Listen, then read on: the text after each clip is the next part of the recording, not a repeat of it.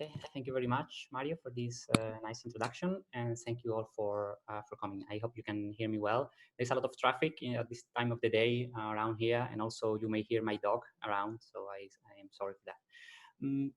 Okay, so yes, I would like to speak a little bit about three-body nuclei and reactions induced by three-body nuclei. But when we speak about three-body nuclei, we typically mean nuclear systems which exhibit some degree of clustering in such a way that their binding, but also their dynamics in, for example, breakup, knockout, or transfer reactions can be understood or described by considering three fragments. In particular, Borromean nuclei are three-body systems in which all possible binary subsystems are unbound. This is typically represented by these Borromean rings that probably all of you know very well, in which if you remove one of them, the other two become automatically unbound. Typical examples of Borromean nuclei are beryllium-9 or carbon-12 along the stability line as 2 alpha particles and 1 neutron or 3 alphas, respectively. In the sense that some of these, either the ground state or some of the excited states of these nuclei exhibit these cluster structures. But of course, not all the states in these systems portray cluster structures. And in fact, we know that these clustering phenomena are threshold phenomena. So they appear more clearly in the vicinity of the corresponding particle emission thresholds. And in fact, if we go along the neutron drip line, we find 2 neutron halo nuclei as a good example of Borromean systems, because they are formed as a core and 2 valence neutrons in such a way that both the binary subsystem and the neutron are unbound. So these nuclei map very well the neutron drip line, and they have been very important in the past decades to really understand the dynamics of exotic nuclei. And here we actually see the power of pairing, right? Because if we always start from a core and we add 1 neutron, we end up with an unbound system. But then the second neutron is enough to bring some correlations to bring the system back to stability. And of course, we know that these correlations between the valence neutrons are essential in shaping the properties of 2 neutron halo nuclei.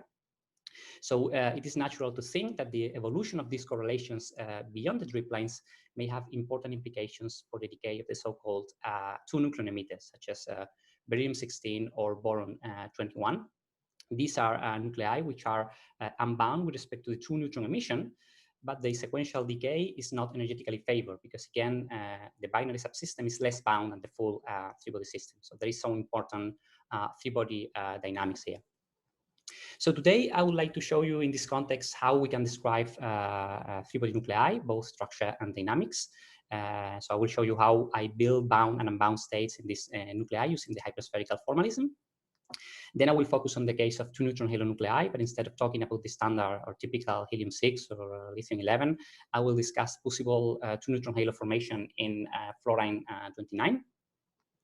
And then I will try to show you how to use these three-body wave functions in different applications. So the first would be 4-body CDCC calculations to describe low energy breakup.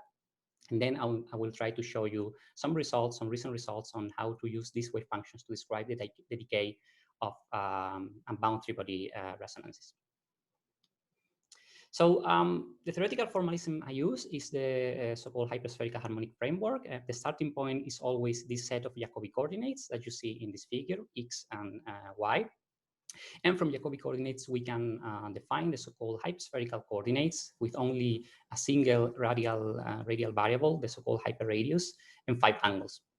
And using these hyperspherical coordinates, we can write the three-body wave functions in this way. This is the typical expansion that we use. So we have always a combination of some terms with a radial part and an angular part. Here, this index beta is just a set of quantum numbers coupled to a total angular momentum of the system J.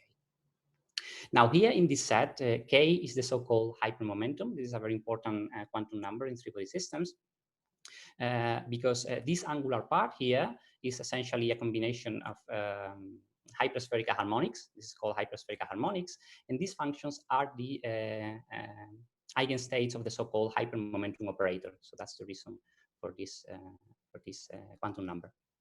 Now, these angular functions are analytical, they are known. So in order to be able to describe a three-body system in this framework, we just need to determine these radial functions. So when we plug this expansion in the Schrödinger equation, we end up with this kind of set of coupled equations for the radial coordinate, the hyperradius, in which all the angular dependent has been integrated out here in the interior of this coupling four factors, these coupling potentials. And I show you this expression, this differential equation, because here you can see that the hypermomentum plays a similar role that as the total angular momentum for two-body problems, okay? So here we have an expansion in terms of hyperspherical harmonics instead of simple spherical harmonics. And the hypermomentum gives the effective centrifugal barrier. So this K plays the role of the total L for two-body systems, but now for three-body systems. Now, these coupling potentials here need to be fixed for each system you want to describe, and they are obtained precisely by integrating the angular dependence, these are the hyperspherical harmonics, with the pairwise interactions between the three particles. So here, V1, 2, etc. are just the interaction between each pair of particles, and they are typically fixed to reproduce the properties of the binary subsystems, if you know them, or you can try to explore what is the sensitivity to these interactions in the final three-body states. Now, if we include only binary interactions, binary potentials in these three-body models, we know that typically this is not enough to describe precisely three-body energies. This is because there might be effects which go beyond the strict three-body picture. And it's customary to include also in these approaches a phenomenological three-body force, which is diagonal in this expansion. And this is used to slightly shift all the energies of the three-body states by a few hundred keVs in order to have the right three-body energies. So you may know already from this expression that these phenomenological three-body models are not very good at predicting energies, because we always need to introduce by hand something like this. Now, with these coupling potentials, we could just solve this Schrödinger equation I showed you before. But instead, I mean, we could do that, of course, with bound boundary conditions for bound states and with scattering boundary conditions for continuum states.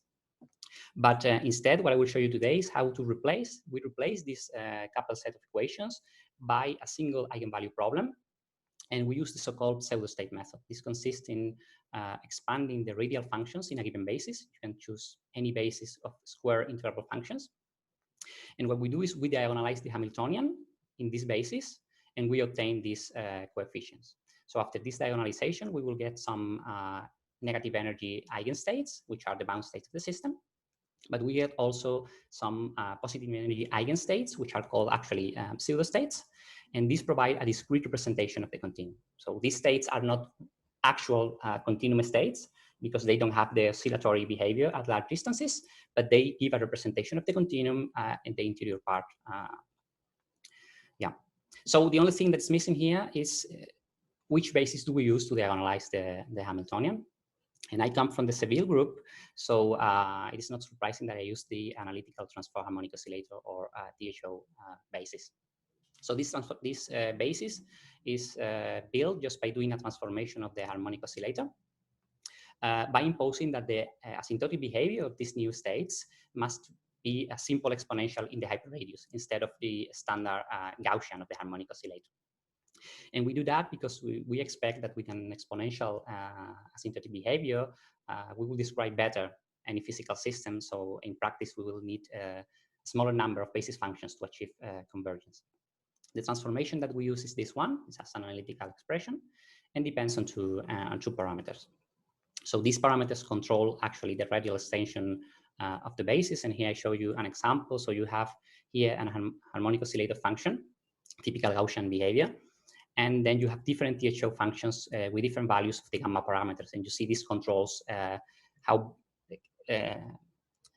the radial extension of these functions. This is interesting because this controls also the level density after diagonalization. So you know, when you solve, for example, the Schrödinger equation in a box, the size of the box determines the spacing between your continuum states. So in this sense, this is similar. So you can see here 3 spectra, pseudo-state spectra for the same Hamiltonian using 3 different bases. And what I show you here is that for different representations of the continuum, we have always the same ground state. And by playing with these parameters, we are able to concentrate, for example, in this case, thousands of pseudostates just above the Brekov threshold. And this is very useful in some cases when you want to have a very detailed description of the continuum, but in a discrete basis. And here is just a simple example, some results we published some year ago about beryllium 9, considering 2 alphas and a neutron. And well, I won't discuss the detail because it's a bit old, but what we did is take advantage of this property to solve the Schrödinger equation for different angular momenta. And by computing electric and magnetic dipole transitions, we were able to reproduce very well the known data on the photoabsorption cross-section of this nucleus. So you can find details here in this work. Okay, so since this is not a talk in a conference, but a seminar, I thought it would be nice to show you how we do this kind of calculations from the beginning to the very end, step by step. So it's a kind of illustrative talk what I want to do here. So I will go from the choice of the potentials to describe the three-body system, to the diagonalization of the Hamiltonian, the study of the convergence with respect to the parameters that we have in our basis, which are essentially the maximum hypermomentum determining the number of partial waves in the wave functions, and the number of basis functions that we include to build the matrix. And then, so we have the wave functions, I will show you how we can compute different things in this game. And okay, so I will now move to the first application, which is the description of two neutron halos. And so I will speak, instead of the usual halo you are used to, I will speak about fluorine isotopes. Why? I will tell you in a bit. So in this region of the nuclear chart, we find one of the so-called island of inversions. These correspond to the region for magnesium, sodium, and neon isotopes around n equals 20, where we know there is a particular phenomenon happening here, which is called sometimes parity inversion, for which the single particle levels between the SD and PF shell kind of mix between them, and this gap diminishes, and we may find situations in which actually one of those levels go beyond the levels of the SD shell, and the ground state of these nuclei may correspond to neutrons in the PF shell instead of the SD shell. Now, for quite some time, it has been discussed whether these fluorine isotopes belong to the island or not. And you see they are very exotic. We are here right at the drip line, where we see this stability 2 by 2, as in the case of the two neutron halos. And well, the good thing here, today I will speak about fluorine 29, which is Borromean, because if you look here in this graph, we start from the core, fluorine 27, we add one neutron, this fluorine 28 is unbound, and then a second neutron is enough to bind the system. So this is Borromean, and it might be also two neutron halo nucleus, depending on how is the mixing between SD and PF orbits. So some background, this region has been explored in the past, and here in 2012 there was an experiment, or several works by Christian and collaborators, where they measure fluorine 28 by doing one proton removal from neon 29. And well, I don't really know all the details, but I know that from the invariant mass spectroscopy of the core plus neutron, they got these results, and their spectrum was consistent with a kind of two-peak structure at 200 and 800 keV. And they said this is the ground state of fluorine 28, which is unbound. It is a resonance. They couldn't determine the spin parity of the states, and the statistics and the resolution was not very good, but they claim from the comparison with shell model calculations that PF shell intrusive configurations played only a minor role in the ground state of fluorine 28. So from this result, one would say that fluorine 28 is not a member of the island of inversion. Then in this work, which came practically at the same time, they measure neutron separation energy of the mass of fluorine 29, which is this number here with large error bars, that's consistent with a bound state. So it seems like the neutron-neutron correlations here are enough to bring the system back to stability. And in this another experiment, they measure also the first excited state of fluorine 29, which according to the excitation energy, and if this number is correct, would be also a bound state. So the neutron-neutron correlations in fluorine 29 are so strong to give room not only for one bound state, but two bound states. Okay. And what is interesting here for me is that by comparing the result with shell model calculations in the SD and PF shell, they said that the only way to reproduce this gap, this small gap between the two states, was actually to consider intruder components, so extending the outline of inversion towards the fluorine isotopes. So in view of these results, we tried to do some three-body calculations for this nucleus in the same spirit as those calculations presented in the past for helium-6, lithium-11, or all the other two-neutron halos. And so, of course, the main ingredient in these three-body calculations is the core-neutron interaction. In this case, the interaction bringing producing the states in fluorine 2028. And since the data was a bit scarce, we tried to consider different possible scenarios, okay? And here I show you the phase shifts for different potentials. We set some potentials we adjusted to see what happens as a function, of course, of the core neutron energy. So the first one corresponds to a standard shell model order in which the ground state is a D3 house resonance in fluorine 28 with the PF states appearing higher. Then we consider what we call an intruder configuration with a lower gap between these two shells. We then consider also a degenerate scenario in which these two levels can be very close or even just at the same energy, the P3 half and the T3 half. And the last, just for fun, we consider a completely extremely inverted scenario to see what happens if the ground state of fluorine 28 is just a P resonance, okay, and the other states appear higher in energy. So now, using these structure ingredients, let's say for the binary potential, of course, for the three-body calculations, we need also, for this scheme, this kind of model, we need also a neutron-neutron interaction.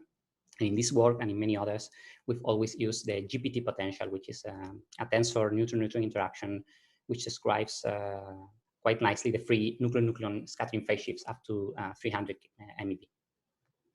So with these interactions, we did three-body calculations in my hyperspherical formalism. A bit of disclaimer.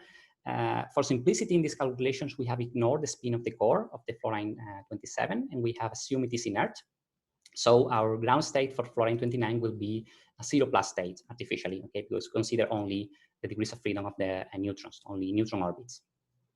And then I must mention also, for those of you who are familiar with this, that our core neutron potentials produce some deeply bound states, all these, which represents occupied neutron orbitals of the core.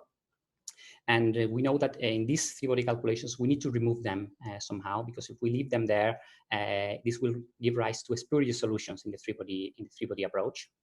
And to do that, we use here in this work a supersymmetric transformation to compute phase equivalent potentials without these deeply bound states. Okay. So we did the calculations, and now I will show you the convergence of the calculations for one of these scenarios. So let's consider the set A, the standard scenario with following the shell model. And here I show you in the first figure the convergence of the ground state energy of fluorine 29 energy as a function of the maximum hypermomentum, which controls the number, let's say the size of the model space, because it controls the number of partial waves. And you see that the convergence with this number is a bit slow, but at some point we achieve convergence for the ground state. And the same we could see about the number of basis functions we include for the diagonalization. And actually, with a good choice of the basis, with the TSO basis, this convergence is rather fast. And here I show you also the wave function, the ground state probability as a function of the hyperradius, this radial variable we have in the three-body model. And you see also it is well converged for our calculations. Okay, we have similar convergence patterns for the other scenarios. And once we know that this ground state is converged, we can start doing obtaining some observables or some properties of this nucleus. The first thing we can do in these three-body models with two Jacobi coordinates is to build the ground state density as a function of the distance between the two neutrons and as a function of the distance between the two neutrons and the core. And this is what I showed you here in this plot. I'm sure you are familiar with this kind of representations. We can see that there is a strong neutron component, an apparently strong neutron component with a maximum here, but there is also an important cigar-like configuration. And actually, the neutron here is not so strong if we look at the numbers, because if we integrate this probability and this probability, we compare them, the ratio is close to 1. Okay. This we can understand this if we study the partial wave content of the wave function of this ground state. To do that, we typically go from this Jacobi representation to this other Jacobi representation, in which the x coordinate relates the core and one neutron. And by looking at the partial waves here, we can determine where are these neutrons, in which orbits are these neutrons. And we see that with this standard scenario, the shell model-like picture, of course, the ground state is governed by 2 neutrons in the d3 orbit. And then we have some small content in the other levels of the PF shell. So the mixing is enough to produce the maximum of the d neutron, but it's not so strong to produce a very, very large d neutron probability. We computed also the radius. And what interests me, what I think is interesting is not the radius as an absolute number, but the comparison of this radius with respect to the radius of the core. And we obtained for this scenario, this standard scenario, this number, which is not very big. Actually, this is similar to what you would expect by just scaling the radius through the mass, using the mass formula. So with these two things, the fact that the neutron is not so strong and that the radius is not so big, there is little room for a halo in this standard scenario. Now we repeated the calculations for all these other models, all these possibilities. In all cases, we fix always the same 2 neutron separation energy to have something we can compare. And here we can see several interesting things. So the first probably is that with these models P and C, which correspond to the intruder or the degenerate scenario, so assuming that there is a strong PF component, so large intruder components, we have much stronger the neutron configurations for fluorine 29. And actually, in these two cases, this ratio between the neutron and the cigar is about 2, so much stronger than the previous case here. And we can understand this if we look at the partial wave content for all these models. So actually here with the intruder scenario or the degenerate scenario, we see that there is a very strong mixing between the D3 halves and the P wave configurations in particular. And not only that, but also if we look at the radius, it seems like the increase of the radius of fluorine 29 with respect to the core is much larger when we increase the P wave content. So now, this is something we would expect because lower partial waves, lower waves have bigger orbits, bigger shells. And so these two things together, the fact that with these models we have a strong intruder configurations, we have large mixing, a strong neutron, and larger radius, we would say that this is an indication that fluorine 29 may exhibit a 2 neutron halo if parity inversion is a thing. So if this nucleus belongs to the island of inversion, most likely it is a 2 neutron halo. Now, this was with the previous data. Now, very recently, like 1 month after our paper was published, these new results arrived. So they measure again the spectrum of fluorine 28, doing 1 proton and 1 neutron knockout from these nuclei. Here is you see the results. It's very quite complicated. They have a very complex spectrum, so I will not discuss all the details because I also don't know everything. But if you look here at the bottom panel, this corresponds to the 1 neutron knockout. And they see these 2 very nice, very clean states with a very good resolution, which correspond to the ground state and the first excited state of fluorine 28. So similar to the Christian picture, but with better resolution. And they also measure gamma coincidences. So they can correct the spectrum and say whether these states decay to excited states of the core or not. In this case, these 2 levels seem to decay to the ground state of fluorine 27. And more interestingly, they measure also the momentum distribution of the knockout neutrons in this case. And this is the momentum distribution for the ground state of fluorine 28, this one. And this is the momentum distribution for the first excited state. And what is really, really interesting is that they saw that the width of this momentum distribution for the ground state is consistent with mostly an L = 1 state. So this should be a P wave resonance. So there is parity inversion in fluorine 28. This is the first clear confirmation that fluorine 28 belongs to the island of inversion.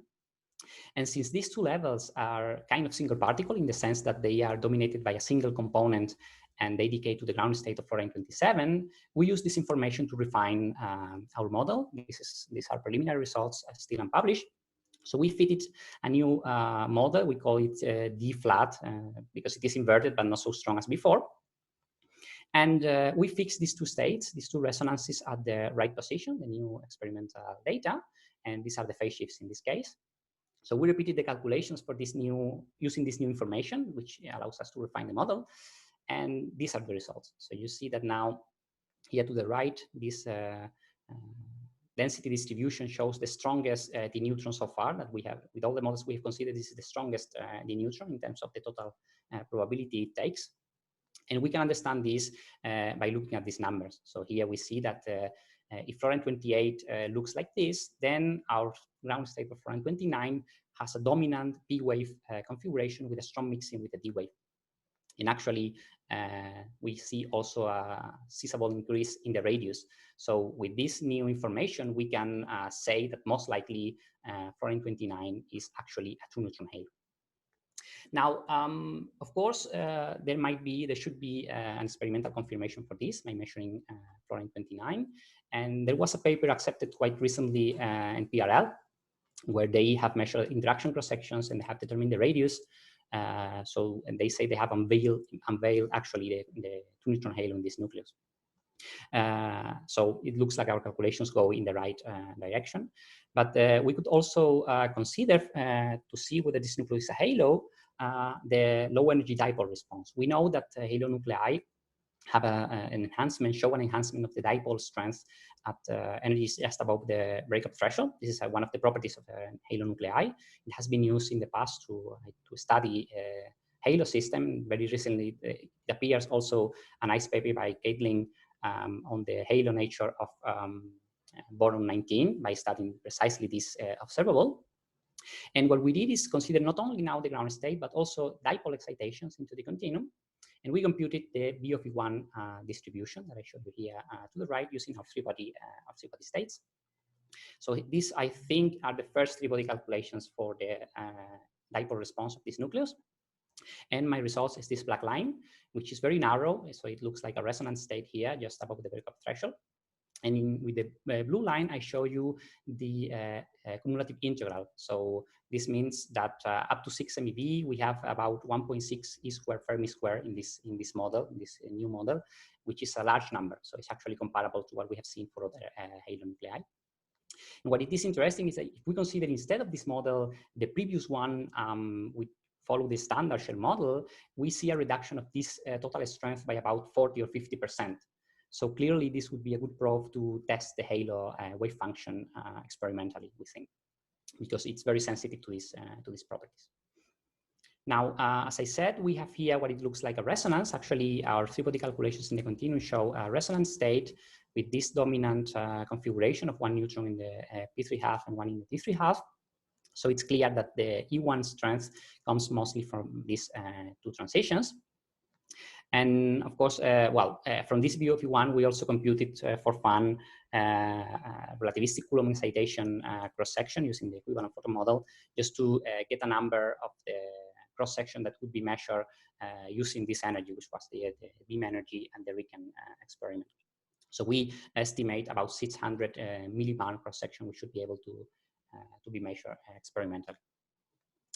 Okay, so this is for the 2-neutron halo in fluorine 29.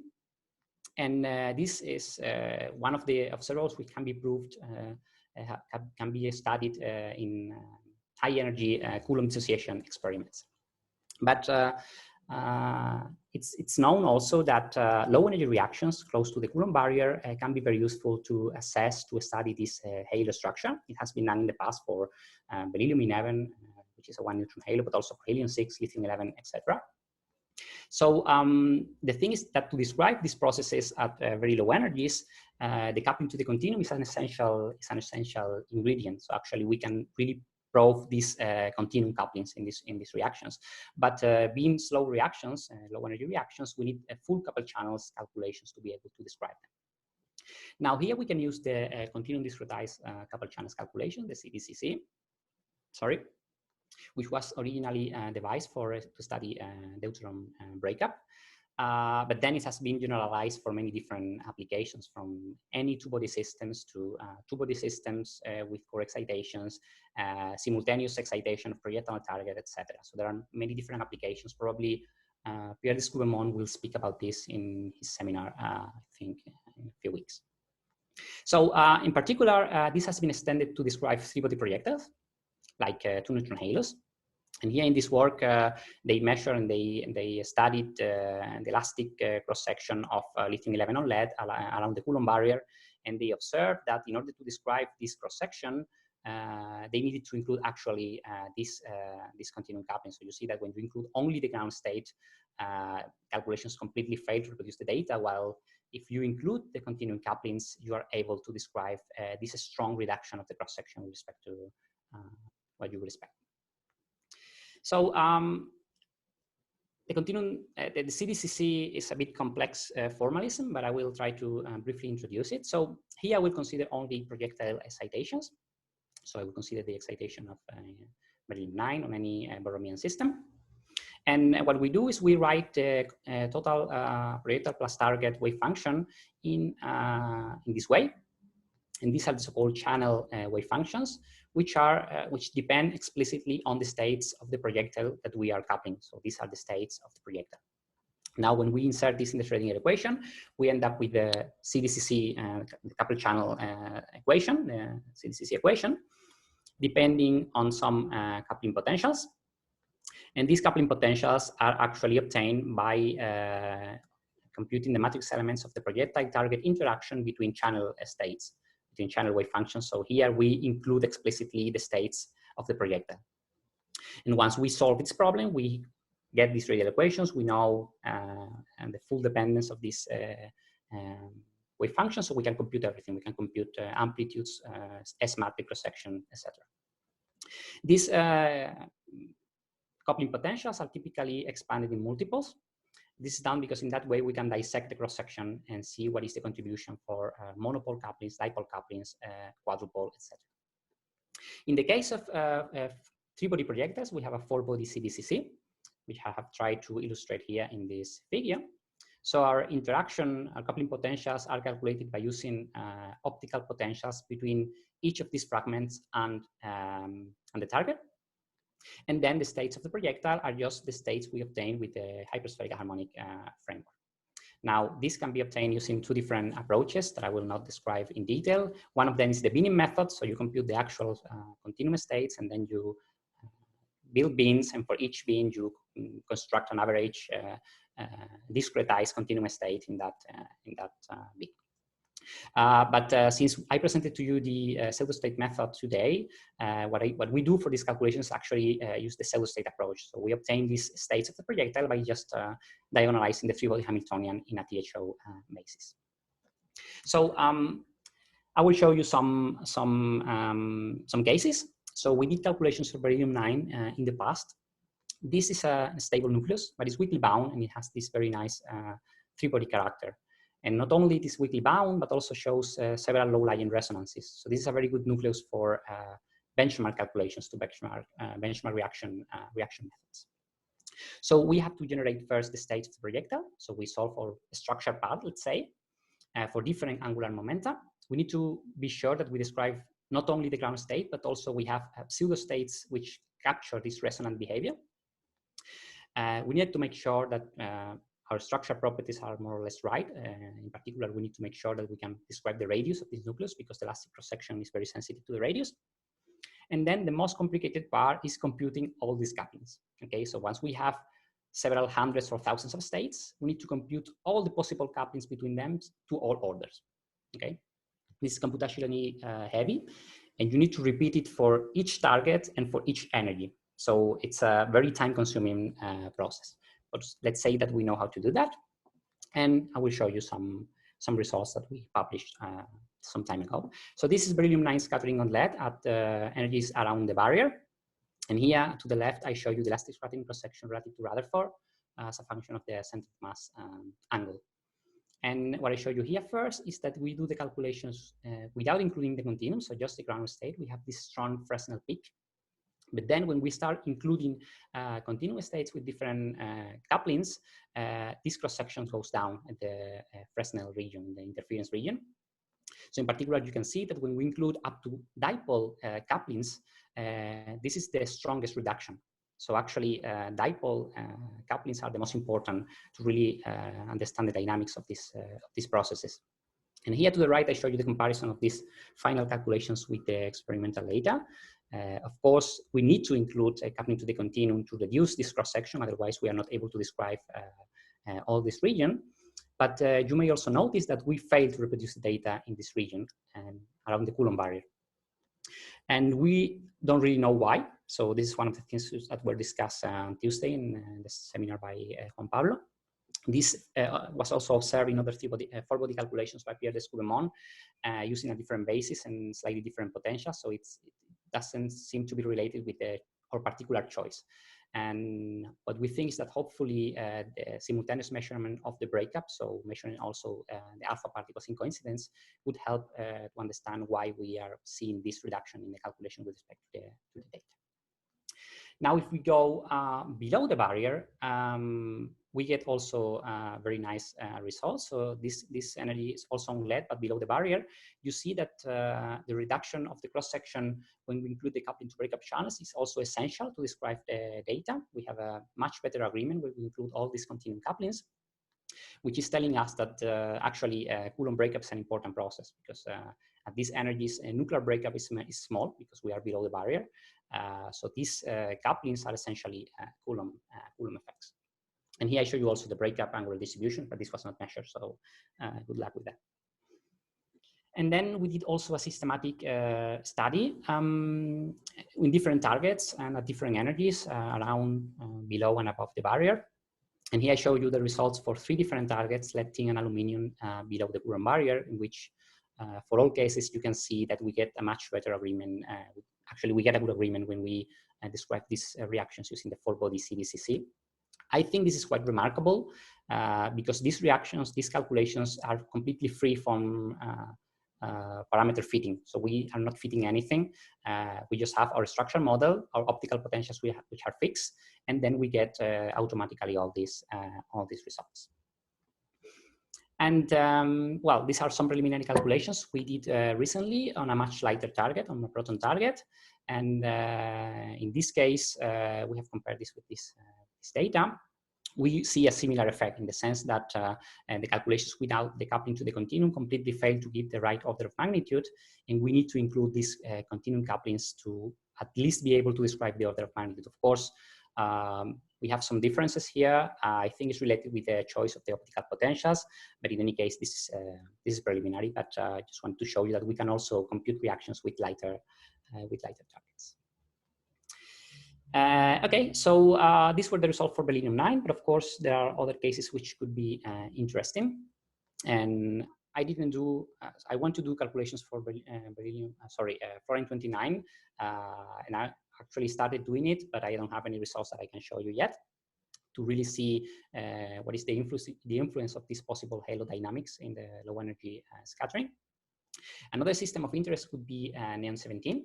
This nucleon has been debated to be a 2-proton halo for a long time, and maybe near barrier dynamics could tell, actually, if this is the case.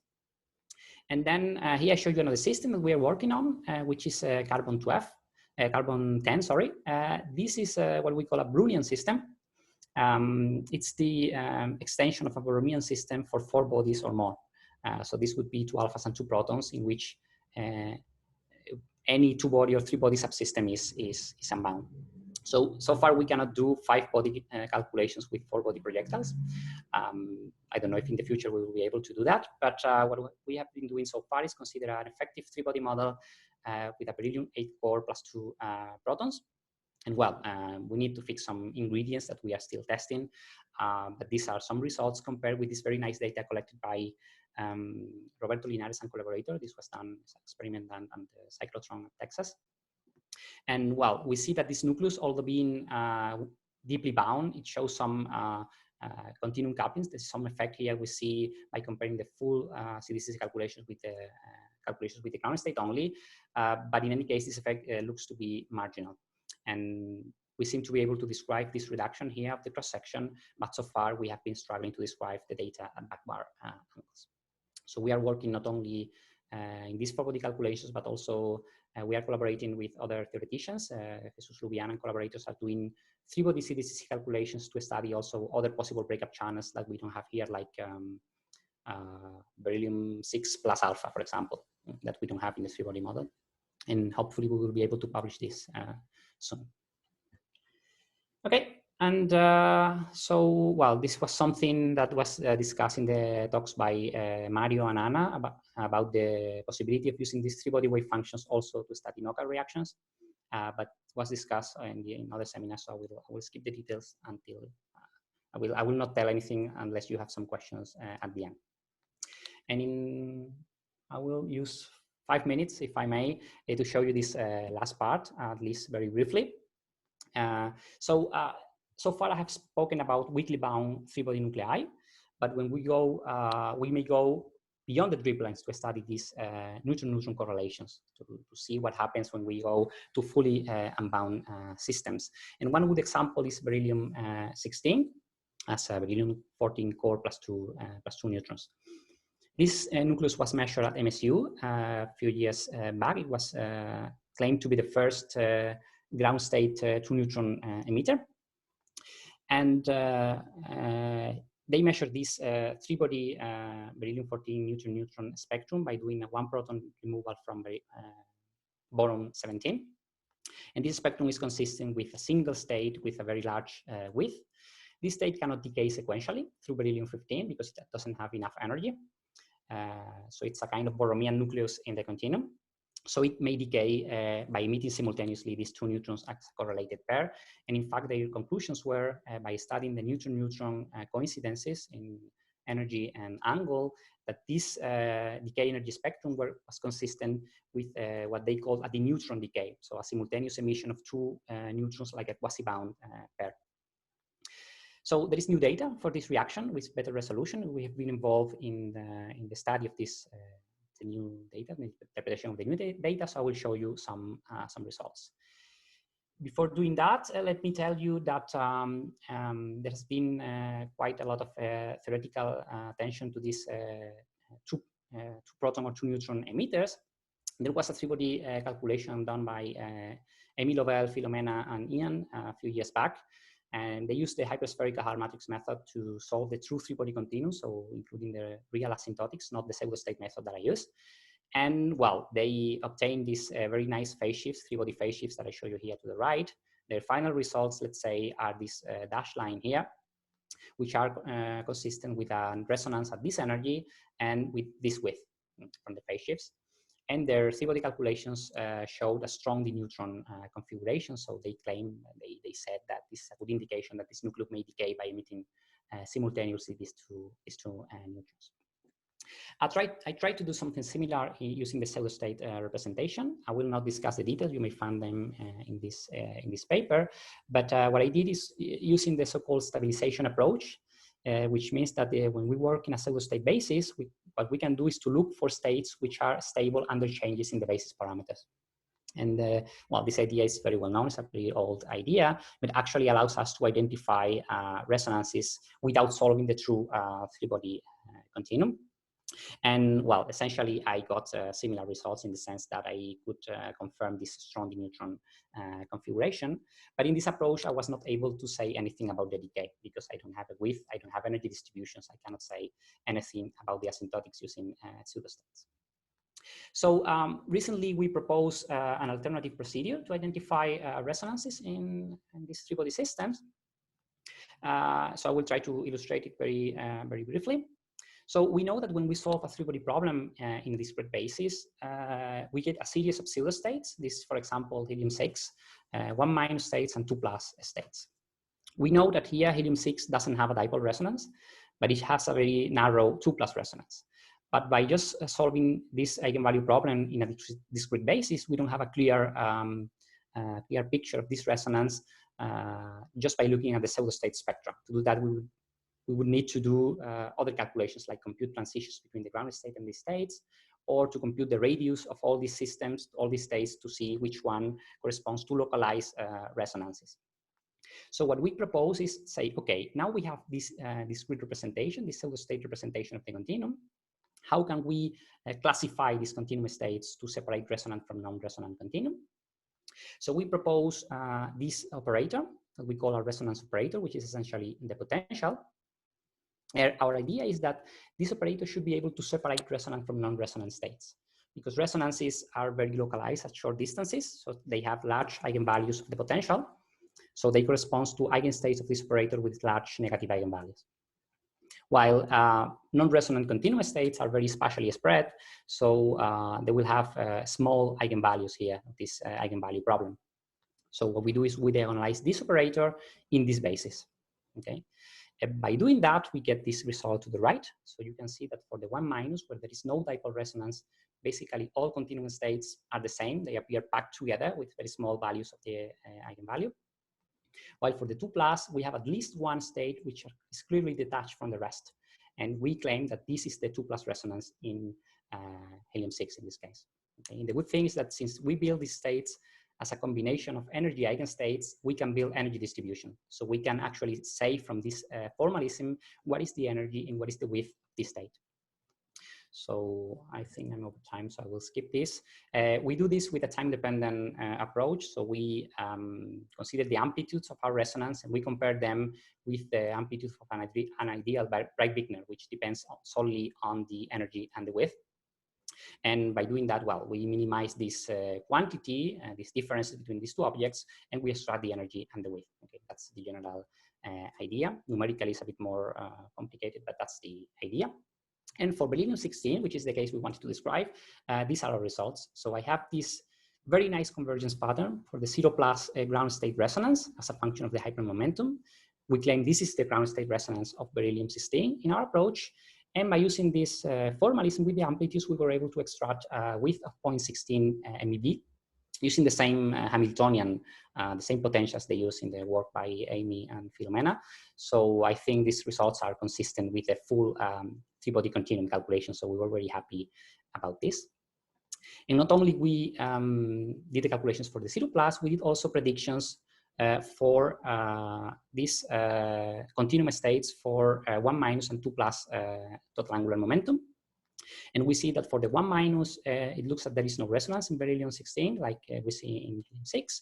For the 2 plus, instead, we see a very clear resonance at an energy of around 2.5 MeV using the same Hamiltonian as we did for the ground state. So at the time, this was just a prediction because this was not observed experimentally. And yeah, just 2 slides. So now there is new data for this reaction populating beryllium-16. This was measured at RIKEN and analyzed by Belén Monteagut and Miguel Marquez, who kindly asked me to work with them in the interpretation. And what is really interesting here is that this peak that at MSU was observed as a single broad resonance, it looks actually 2 states. So the ground state would be lower with a much narrower width. And then we have also a 2 plus, likely a 2 plus excited state at this energy. Now, we did calculations for these 2 states. So again, for the 0 plus, we get this the neutron configuration that we had before is essentially the same. But for the 2 plus, it looks like the three-body calculations are not consistent with the neutron, strong neutron component. So according to this naive picture, that the neutron in the wave function is related with the decay, that we have a 2 neutron decay. We would say here, naively, that the 2 plus should not decay, at least not totally as a direct 2 neutron emission, but it could proceed also sequentially, because actually it can, just according to the energy. Now, if this is the case, and if the low energy signal they observe in their correlations is related to the direct neutron decay, it should not be observed for the 2 plus. Okay. So we were questioning ourselves, how can we describe these correlations, the neutron-neutron correlations, using our discrete basis representation? This is not trivial at all, because as I said before, we don't have the asymptotics of the wave function. We work in a discrete basis. So this eigenstate of this operator works very well in the interior. So we may say that the internal part of the wave function is well described, but outside, we don't have the asymptotics.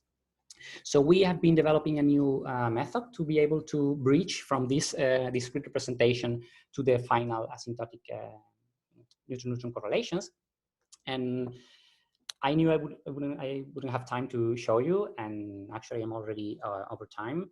But the idea is that we try to match this behavior in the interior with our time-evolved wave functions with a combination of incoming and outgoing waves, also time-evolved with the resonance parameters. And well, by doing another minimization, we extract these coefficients for these incoming and outgoing waves. And we know that asymptotically, only the outgoing wave survives because the incoming wave vanishes.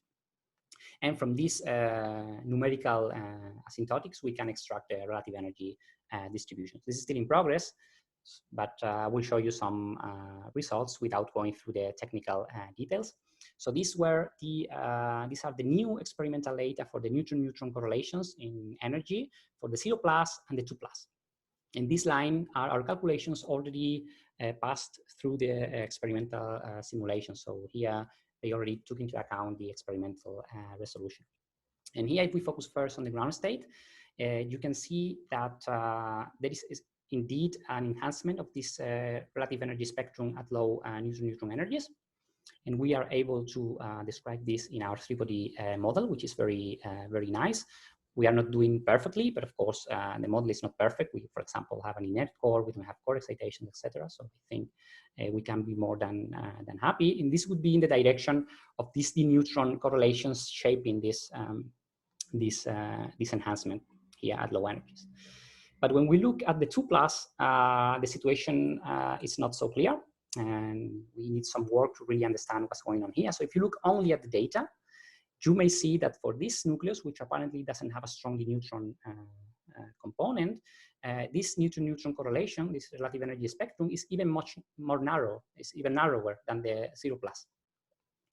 And this at least is counterintuitive according to what I just showed you before. So we still need some some theoretical work to really understand how this decay proceeds. In our three-body models, we cannot really say if we have a sequential or direct decay because everything is mixed together. And so far, I've not been able to really disentangle what's going on here.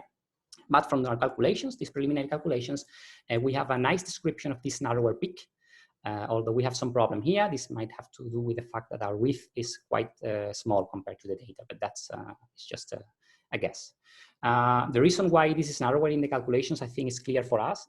It's like we are seeing, we think, a kind of barrier penetration effect.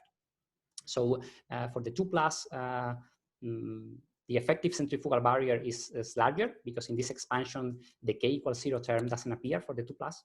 So that would mean that the neutrons must cross a higher centrifugal barrier to be able to decay. So that would be a possible explanation for this narrowing of this peak. Okay, so I think this is all, and I'm sorry because I took too much of your time. So I will leave these conclusions for you to read. I just try to convey to you how we can do these calculations for three-body nuclei, both from the point of view of structure, but also to do reactions and to study the decay of these nuclei being populated in nuclear reactions. And I think we can do a pretty good job for many different systems. So I hope I was able to convey that, that feeling to you. So these are all the people who have been involved in one way or another in these results, to obtain these results. So I would like to thank all of them for their continued support over the years. And also, of course, I'd like to thank you for your attention.